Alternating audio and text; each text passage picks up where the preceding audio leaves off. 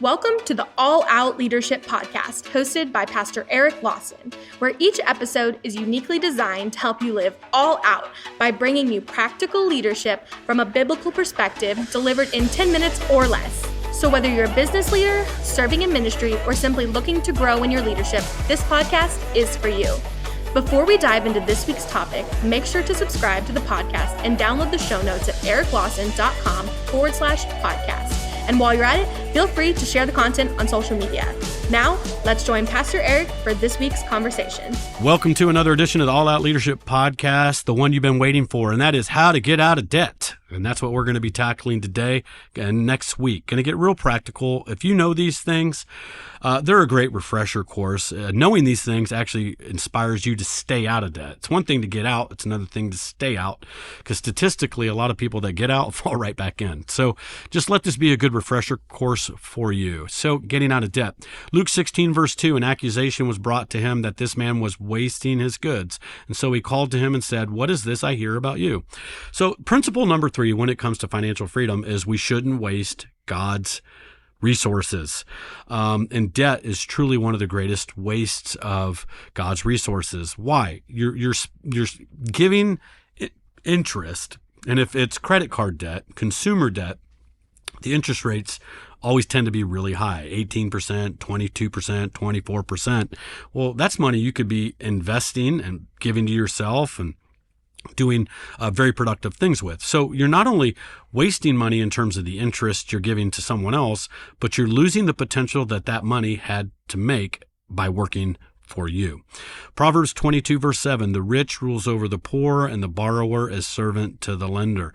The Bible literally is telling us that we become slaves. We're selling ourselves into slavery when we choose to go into consumer debt. Now, there's a difference in debt when it comes to like a home loan. Very few people starting out in the country can go, "Hey, I'm going to pay cash for that house." If you can, God bless you. We're excited for you. We'll guard our heart and try not to be jealous of you.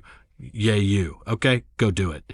But most people can't start out paying cash for a house. So you're going to take a loan, hopefully a lower interest loan, to buy a house that you can afford, get a payment that's affordable, and buy a house that's going to, in a good area, it's going to, appreciate, look for all those right things. But that's an investment because historically, properties go up in asset. You're paying down, your house, and you're accumulating, value there. So I don't consider it bad debt. I consider it actually what Robert Kiyosaki calls OPM, other people's money. You're using other people's money to grow your net worth. So this is specifically talking about like a car loan. This is talking about credit card debt. Those tend to be where we waste the most potential money. Now, when you're starting out, you probably have to get a car loan to get a decent car that's not going to break down and leave you stranded on the side of the road. But the key is not to have a car loan the rest of your life. And if you do it right, you could actually get to a point where you paid off your car, learn to stay with that car, and then you could start investing what you were putting into that car. I'm getting ahead of myself, but debt is robbing you. I love the story I once read about a guy named George Phillips. He was in Meridian, Mississippi. When he was going to bed, his wife said, "Hey, baby, you left the light on in the shed outside." So he went out to go outside to turn off the light in the shed, and he saw that there were actually people in the shed stealing stuff. So he went back into the house, picked up the phone, called the police. He goes, "Hey, someone's in, stealing some stuff." And so the person on the 911 said, "Is someone in your house?" And he said, "No, they're out in my shed and they're stealing my things." And so they said, "Look, all of our police officers are out on patrol. We don't have anybody right now to help you. We're very busy. Look, just stay in your house, lock the door, and we'll get there as soon as we can." So George wasn't happy with that answer. So he hung up, counted to 60, called back. And he goes, "Hey, I just called a few seconds ago about people that were in my shed. Don't worry about it. You don't have to come. I've just shot everybody and they're all dead." Hung up the phone. 3 minutes later, there's 3 squad cars, there's a response unit, armed response unit, there's an ambulance.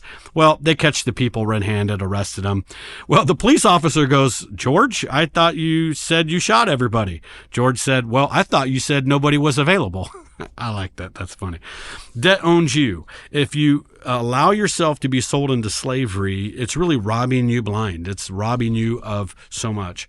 The average American owes $8,100 in credit card debt. Now, this statistic's actually old. I haven't double-checked this one recently, so I have a feeling it's actually probably a lot more than that, but we'll just go off this old statistic to feel better about ourselves.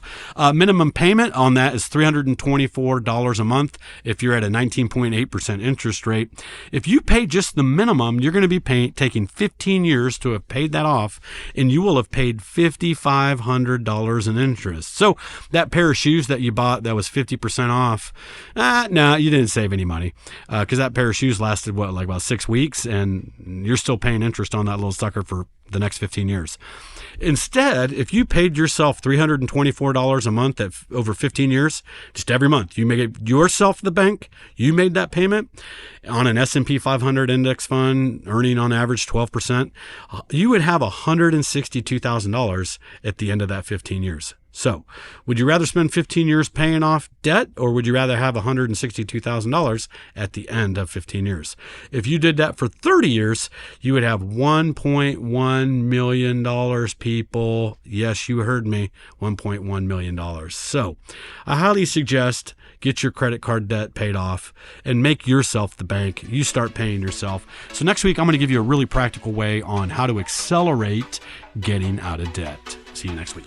Thank you for joining us on the All Out Leadership Podcast. We hope you gained new biblical insight that challenged you to grow in your leadership. If you've enjoyed this week's episode, we would love your help in getting the content out farther. You can help by subscribing to the podcast at ericlawson.com/podcast and telling others about it. Next week, Pastor Eric will be back with another episode. So until then, we hope you have a great week being an all-out leader.